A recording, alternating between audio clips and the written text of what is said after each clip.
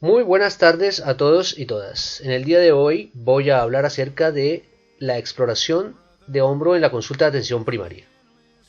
Teniendo en cuenta que la patología de hombro es hoy en día muy común en nuestra consulta de atención primaria, tanto en el ambulatorio como en las puertas de urgencias, es importante tener claro cómo vamos a tener un mecanismo o una mecánica de valoración del hombro. Esta charla la he titulado Los 5 fantásticos del hombro, teniendo en cuenta que voy a hablar de los 5 signos específicos claves para la valoración de esta articulación. Bueno, como primera medida vamos a hacer un repaso anatómico del hombro. Es importante reconocer las estructuras externas que nos van a servir como referentes en el momento de hacer la valoración del hombro. Vamos de arriba a abajo. Aquí tenemos este triángulo formado por el músculo trapecio y cuya base es la clavícula. Luego tenemos el músculo deltoides y el músculo pectoral mayor. Ya entrando a lo que es la extremidad superior, pues tenemos el bíceps, el tríceps braquial. Bueno, continuando con el repaso anatómico del hombro, vamos a hacer un poco de énfasis en las estructuras y los referentes óseos. En una vista anterior podemos ver la escápula, el húmero, la clavícula, la apófisis acromion, la apófisis coracoides, la cavidad glenoidea y la cabeza humeral con la articulación entre estos dos huesos. Aquí podemos ver también el espacio subacromial. Debemos tener en cuenta que es una zona importante a la hora de la valoración clínica del hombro. Aquí vemos el tubérculo menor del húmero, o troquín, y el tubérculo mayor, o troquíter. Y este surco, que es el surco intertubercular o corredera bicipital, por el cual avanza el tendón de la cabeza larga del bíceps. Desde una vista posterior podemos ver la espina escapular que divide la escápula en dos, la fosa supraespinosa y la fosa infraespinosa. Vemos la articulación glenohumeral, la apófisis acromion, con la articulación acromioclavicular, hacia adelante la apófisis coracoides. Una vista lateral de la escápula para repasar el espacio subacromial, que es esta zona, vista lateralmente se vería así, esta es la cavidad glenoidea. Tenemos el espacio subacromial, que es esta zona comprendida entre la apófisis acromion y la cavidad glenoidea. Por aquí discurre el músculo supraespinoso.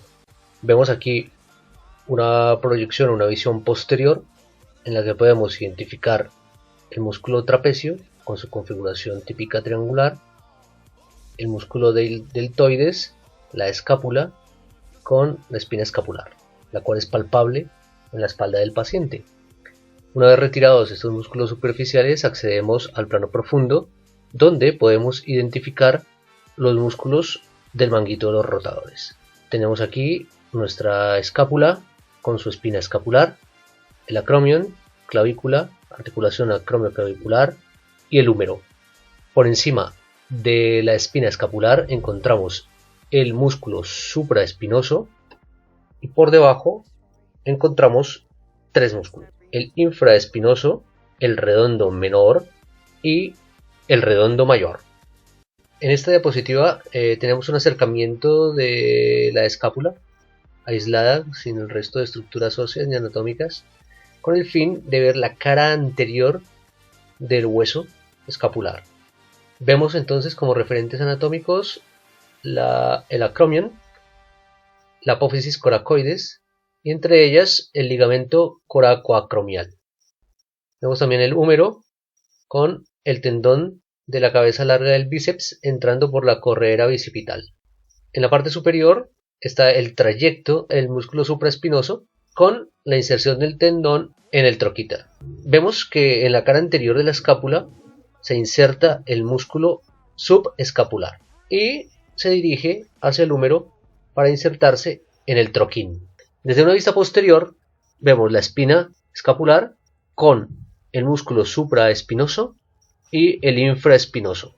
En la parte inferior vemos el nervio axilar o nervio circunflejo. Aquí podemos observar las bolsas o bursas que se encuentran en esta zona o en el espacio subacromial. Tenemos inicialmente la bolsa subdeltoidea y la bolsa subacromial, las cuales están fusionadas. Aquí hemos corrido el músculo deltoides, lo hemos reflejado posteriormente para poder ver también la inserción del músculo subescapular en el troquín. Vemos aquí parte del músculo supraespinoso. En esta pequeña imagen de abajo es un diagrama para ver las estructuras anatómicas con mayor facilidad. Tenemos nuestra escápula, la clavícula, el acromion, coracoides, articulación glenohumeral, bíceps con el tendón largo, corredera bicipital, troquín, troquíter, bolsa subdeltoidea, bolsa subacromial y el músculo deltoides. Bueno, aquí tenemos una vista superior en la que podemos identificar la clavícula, el acromion, articulación acromioclavicular, coracoides, ligamento coracoacromial, la escápula, la espina escapular, el músculo subescapular, el supraespinoso, el infraespinoso y el húmero con el troquíter y el troquín. Vemos cómo muy claramente aquí se inserta el tendón del subescapular en el troquín y los tendones del supraespinoso y el infraespinoso se insertan en el troquíter. Muy bien, una vez repasada la anatomía y los referentes anatómicos que son muy importantes de cara a la valoración clínica del paciente, vamos a ver los movimientos fisiológicos del hombro. En primer lugar, tenemos la flexión, que es llevar el miembro superior, la extremidad superior hacia adelante. La extensión, que es llevarla hacia atrás. Y la hiperextensión, pasando el eje del cuerpo. Vista desde un plano antero-posterior o de frente, vemos la abducción, que es llevar el miembro superior hacia arriba, y la aducción, que es llevarlo hacia abajo, inclusive cruzarlo hacia este lado. Vemos aquí, desde una vista posterior, la abducción, llevar el miembro superior hacia arriba, y aquí en este pequeño diagrama vemos los movimientos de flexión, de extensión y de hiperextensión. También tenemos los movimientos de rotación. En este primer diagrama vamos a ver la rotación interna y la rotación externa. La rotación interna consiste en tener el hombro en posición anatómica, o sea, extensión a 0 grados, y el codo en flexión a 90 grados. Y la rotación interna consiste en llevar la mano hacia el eje del cuerpo. Vemos cómo aquí en la vista superior la flecha nos demuestra hacia dónde se realiza el movimiento de rotación interna. La rotación externa con el hombro en extensión de 0 grados, codo a 90 grados y llevar la mano en dirección contraria al eje del cuerpo, o sea, hacia afuera. Vista superior, vemos cómo se realiza el movimiento. En este segundo diagrama, también explicativo, de la misma condición. Llevamos la mano hacia afuera, rotación externa, llevamos la mano hacia adentro, rotación interna. Hacia afuera, rotación externa, hacia adentro, rotación interna. Una vez repasada la anatomía y los referentes anatómicos, vamos a valorar lo que son los movimientos fisiológicos del hombro uno a uno. Vamos a comenzar por la rotación externa del hombro. Tenemos en esta diapositiva 3 diagramas. El diagrama central nos muestra el movimiento, este ya lo hemos visto en la diapositiva anterior, en el cual el movimiento inicia con el hombro en posición anatómica 0 grados y el codo en flexión de 90 grados. El movimiento o el gesto del movimiento consiste en llevar la mano lejos del eje del cuerpo, hacer este movimiento hacia afuera. En este otro diagrama vemos cómo podemos valorar también la rotación externa del hombro. Vemos cómo el examinador se hace detrás del paciente, el hombro a 90 grados con el codo a 90 grados, el examinador sujeta el antebrazo y realiza un movimiento de rotación hacia atrás. Esto evalúa la rotación externa, que también se puede ver cuando el paciente lleva la mano a la parte posterior de la cabeza. En el último recuadro tenemos una proyección posterior en la que vemos la espina escapular, la escápula, la clavícula, el acromion, el húmero, y vemos los músculos rotadores externos, que son el infraespinoso y el redondo menor. En sí, los rotadores externos son o quedan como memotecnia por debajo de la espina y se insertan en el troquíter del húmero. Vamos a continuar con la rotación interna. Nuevamente tenemos nuestros 3 diagramas en la parte central. Esta imagen ya conocida por diapositivas anteriores. Hombro en posición anatómica, codo a 90 grados, pero en este caso el movimiento consiste en acercar la mano al eje del cuerpo, hacer este recorrido. Esto es la rotación interna. También podemos evaluarla de esta forma, como lo vemos aquí en esta fotografía, con el evaluador detrás del paciente, haciendo fijación del hombro con una mano y con la otra tomando el antebrazo para llevar el antebrazo en este sentido, hacia atrás, con la mano abajo. Esto es el movimiento de rotación interna. Vemos aquí en este recuadro los músculos rotadores internos, que son el subescapular y el redondo mayor. Esta es una proyección anterior del hombro. Vemos como la clavícula está delante, la escápula en su cara anterior, como el músculo subescapular se inserta en el reborde escapular y luego hace su recorrido hacia el troquín.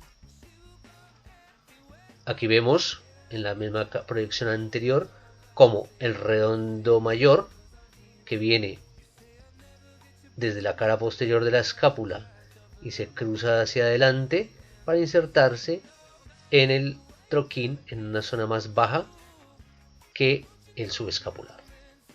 Resumiendo, los rotadores internos son el subescapular y el redondo mayor. Muy bien, bueno, ahora pues vamos a hablar de la abducción. La abducción del hombro es un movimiento que inicia desde el hombro en posición anatómica, como se ve aquí en el lado izquierdo de esta persona que está en la fotografía, y describiendo un arco al llevar la mano hacia arriba por el lateral del cuerpo. Entonces el movimiento de abducción es como lo señala la flecha, haciendo este arco hasta arriba. Los músculos abductores son el deltoides y en especial el vientre medio de este músculo y el músculo supraespinoso, del cual ya hemos hablado anteriormente. Sabemos que este músculo supraespinoso se inserta en la escápula y luego hace su recorrido pasando por el espacio subacromial para insertarse en el troquíter del húmero. Aducción. Vemos la fotografía. La aducción es el movimiento contrario a la abducción. El hombro parte desde la posición anatómica, como lo vemos en el brazo izquierdo de la persona que está en la fotografía, y el movimiento de aducción del hombro es en este sentido, inclusive hasta cruzar la línea media. O sea, la aducción es llevar el brazo hacia abajo y hacia el centro del cuerpo. Los músculos aductores son 4 en especial. El infraespinoso tiene una función importante como aductor del hombro, el redondo mayor y menos el menor, el subescapular y el músculo pectoral mayor. Vemos aquí en este recuadro una vista posterior. Tenemos la escápula con su espina escapular y el músculo infraespinoso, el redondo menor. Aquí en esta zona el pectoral visto desde una proyección antero-posterior. Entonces la aducción es un movimiento complejo que involucra músculos que tienen otras funciones en los arcos de movimiento del hombro, en especial el infraespinoso, el subescapular y los redondos. Ok, hemos realizado ya un repaso anatómico algo superficial pero completo para lo que necesitamos. Hemos evaluado, hemos recordado los arcos de movimiento del hombro y sus principales ejes. Entonces, bueno, pues vamos a entrar en materia, vamos a ver lo que es la exploración del hombro como tal. Yo voy a proponer dentro de la exploración del hombro una mecánica de exploración de 5 pasos que pues no es nada nuevo, es lo que se enseña en las facultades de medicina, lo que se aprende al estar en las unidades de traumatología. Y pues estos 5 puntos deberán usarse de manera secuencial para poder hacer una valoración completa y rápida del hombro en la consulta nuestra de atención primaria. Como primera medida vamos a evaluar las simetrías, ver si la altura de los hombros es la misma o es simétrica, mirar si hay deformidades, mirar si hay atrofias musculares, mirar si hay algún tipo de lesiones o signos de lesiones antiguas, mirar si hay cicatrices quirúrgicas, básicamente lo que sería la inspección. Como segunda medida sería importante ver lo que es el balance articular y evaluar los arcos de movimiento. Luego pasar a la palpación del hombro, de los puntos dolorosos acromioclavicular y del espacio subacromial, sin olvidar una palpación de la región cervical, inclusive también clavicular y la parte anterior del tórax. Cuarto, pues valorar el arco doloroso, que luego hablaremos de él. Y como quinta medida, pues hacer los signos clínicos específicos para ciertos grupos musculares del manguito de los rotadores del hombro. Yo esta parte quinta la he llamado los 5 fantásticos, porque son 5 signos los que en mi concepto y para mí resultan más útiles para hacer un diagnóstico de cara a la valoración en nuestra consulta de atención primaria. Vamos a ver 3 signos del supraespinoso que son el NIR, el Hawkins-Kennedy, y el Jobe. Los signos del infraespinoso, Paté, y el signo del subescapular, que es el signo de Herber. Bueno, voy a utilizar este esquema que tengo aquí para hablar un poco de la palpación de las estructuras del hombro y de la espalda. Entonces, vamos a ver cuáles son las estructuras que se pueden palpar. En primer lugar, podemos palpar la articulación acromioclavicular, marcada aquí como número 1, y es esta zona. Debemos mirar si hay dolor, si hay tumefacción, si hay crepitación. También remarcada o numerada con el número 2 está el espacio subacromial, aquí en esta zona y en esta zona. Es importante también la palpación escapular, ¿sí?, en la cual podemos identificar 3 estructuras básicas. La primera es identificar la espina escapular, aquí la vemos en este diagrama óseo y aquí remarcada en verde. Una vez identificada la espina, que la tocamos en la espalda del paciente, podemos identificar el supraespinoso. Todo lo que esté por encima de la espina sería el área del supraespinoso, teniendo en cuenta que también por ahí se puede palpar el trapecio. Lo que esté por debajo de la espina pues sería infraespinoso. Es importante también la palpación de la correa bicipital, que es un canal que está en el húmero entre el troquín y el troquíter. Y por último, debemos palpar y no olvidarnos de palpar la columna cervical, tocar las apófisis espinosas y palpar las estructuras blandas del cuello. El balance articular. En toda exploración de hombro no puede faltar la valoración del balance articular. ¿A qué nos referimos cuando hablamos de balance articular? Pues básicamente a la exploración de todos los arcos de movimiento del hombro. Entonces exploramos la flexión, la extensión, la hiperextensión, la abducción, la aducción, la rotación interna, la rotación externa, y lo exploramos de dos formas. En primera medida como movimiento activo, es decir, los movimientos que hace el paciente, en los cuales debemos valorar si tiene alguna limitación, si en algún momento se queja de dolor, si hay falta de fuerza, o la valoración pasiva, que es con el paciente relajado, el explorador hace los movimientos por él y también se valora si hay alguna limitación para hacerlos, si hay alguna presencia de dolor al realizar alguna de las movilizaciones, y también eso se apunta en la historia clínica. Ok, vamos a continuar con nuestra exploración de hombro y vamos a entrar ya en lo que es la exploración del manguito de los rotadores. Vamos a comenzar por el músculo supraespinoso y uno de los signos principales es el arco doloroso. El arco doloroso se refiere a evaluar a cuántos grados o entre cuánto y cuántos grados aparece dolor durante la abducción del hombro. Generalmente, cuando hay compromiso del músculo supraespinoso, el dolor aparece entre los 70 y los 120 grados, desapareciendo a partir de esto o disminuyendo, y al igual que no estando presente por debajo de los 70 grados.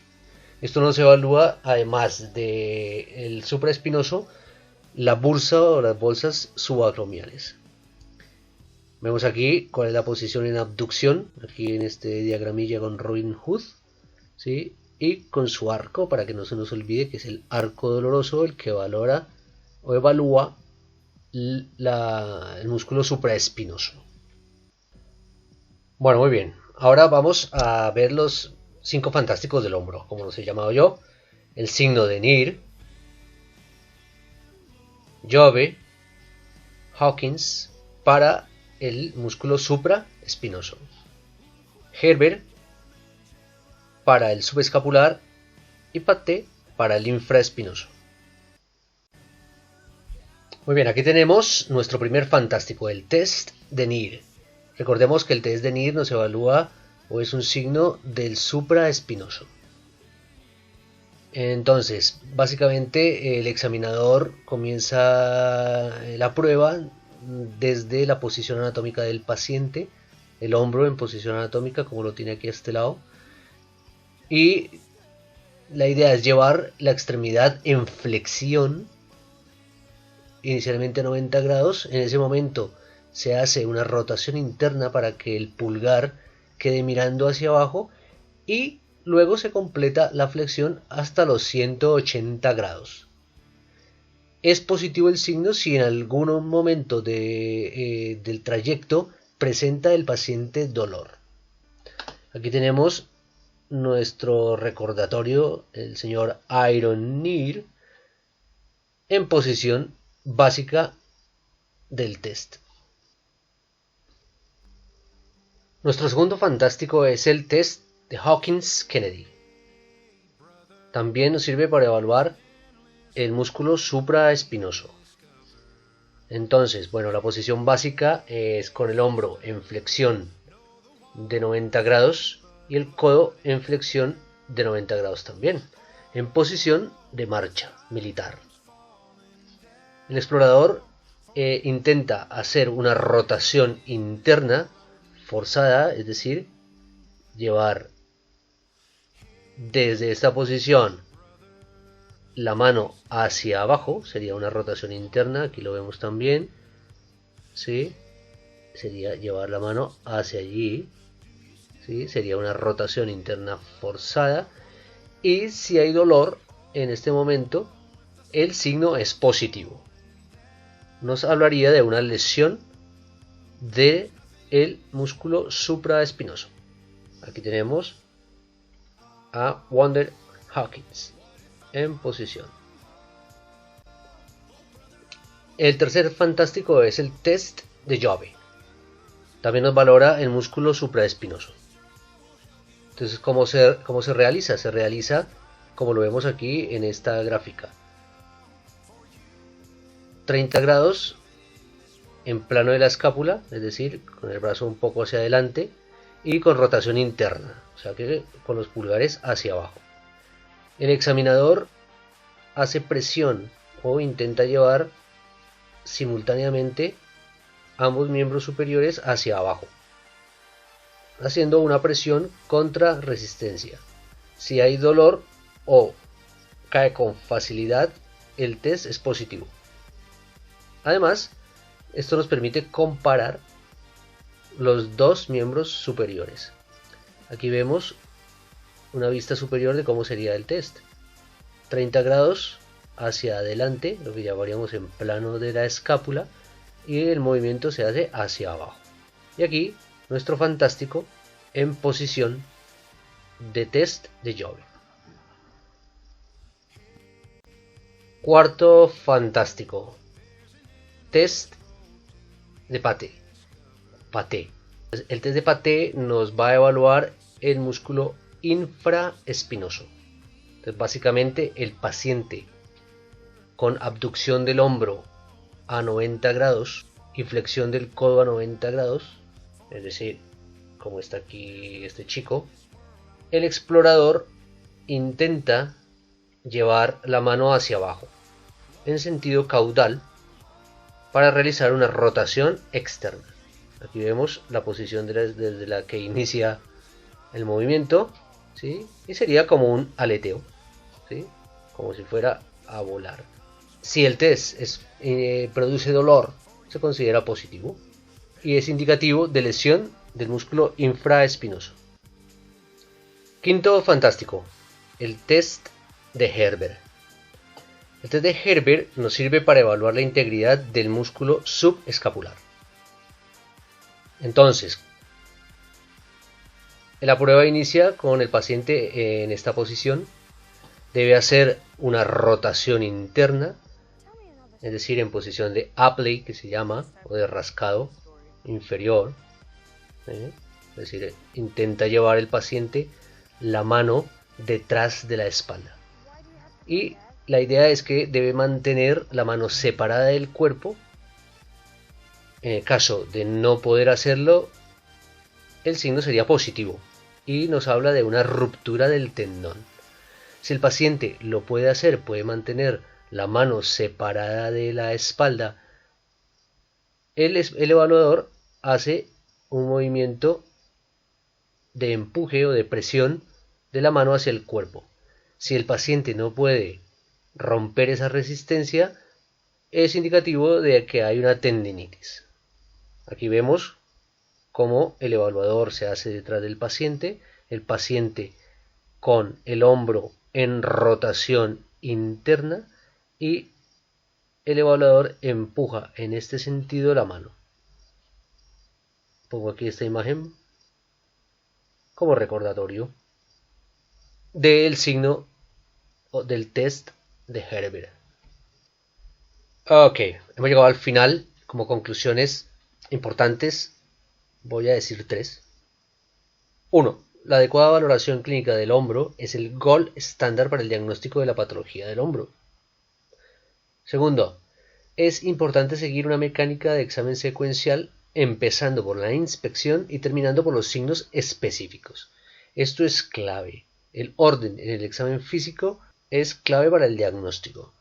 Los signos específicos para valorar el manguito de los rotadores son muchísimos, hay muchísimos, pero con estas 5 maniobras que hemos visto en esta presentación son suficientes para determinar qué estructura o qué músculo está lesionado. Bueno, amigos y amigas, pues hemos llegado al final de esta presentación de la valoración clínica de hombro en la consulta de atención primaria. He tratado de hacerla lo más amena posible. Espero que visiten mi canal y que lo recomienden a compañeros, colegas o amigos. Muchas gracias. Mr.